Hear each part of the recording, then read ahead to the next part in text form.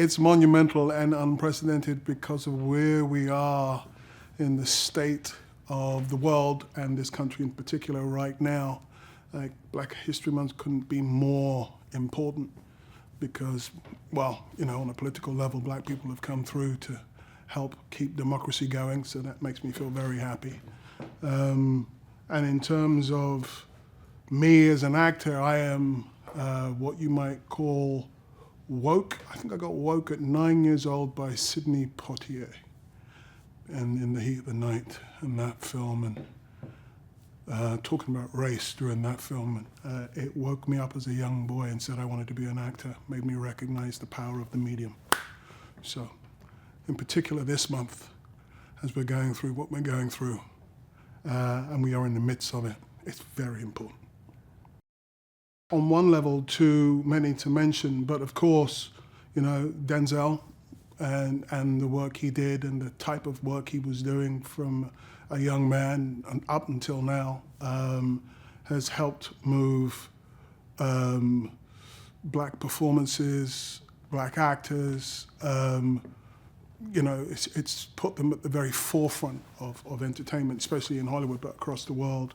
And the new people who are doing it now that are impressing me are people like Steve McQueen from England, like myself, black and from the UK, and also Grenadian descent. And the new way of making films and television it's impressing me a lot. My first influences of TV and film was in the UK, so I have a slightly different kind of perspective on it. But the huge things that were an influence to me were people like Martin Luther King and Malcolm X, who weren't entertainers, but they helped me as a young man find myself and the thinking that I wanted. While I was finding myself, people like Muhammad Ali and you know, and what Muhammad Ali did when he gave up his belts and didn't go and fight in Vietnam. So these huge things influenced me, but they have nothing to do with acting.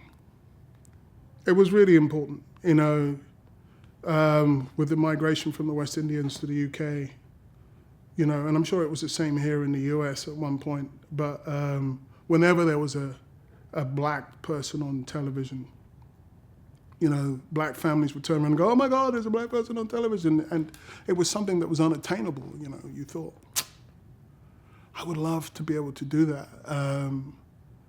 But it was in the heat of the night for me that really made me determined that I was gonna become a part of it.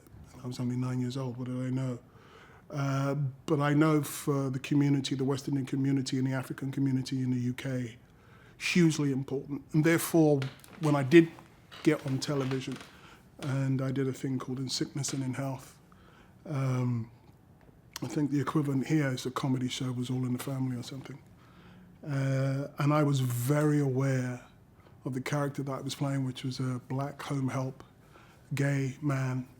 And I was very aware, especially in that show, that I was being watched by black people.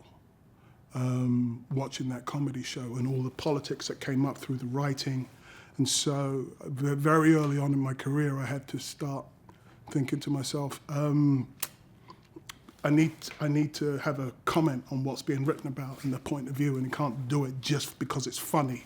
It means something. There are people watching that will get offended, or, you know, and I don't want to be a part of that. And I certainly, as I'm in the room, want to turn around and say, I don't like it, or I don't want to do it, and stuff like that. But that's, you know, that's the work of it. I still do that now with Derek Cass, actually. Derek Cass will turn around and tell you that we have many conversations in terms of Chicago Fire.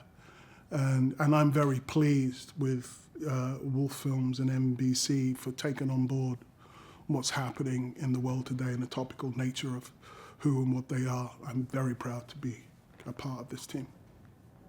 Chief Bowden is a man, you know, when I took on board this role, we have a guy called Steve Chikarodis, and if you met him, I just think he's one of the best men I've ever met on the planet. And because of his heart and the colour of his heart. That's he's a good man. He's what they call a fireman's fireman. And basically, at the end of the day, I modelled myself off of Steve Tikarotis, who was a white man, funny enough.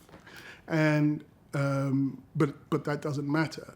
But when we were building the character, the fact that there is a mixed house and colour doesn't come into this house. It's the colour of your heart that matters in this house, not the colour of your skin, because we are a family and we will run into a building together and we are prepared to die together. And that's got, your colour of your skin doesn't matter at that point.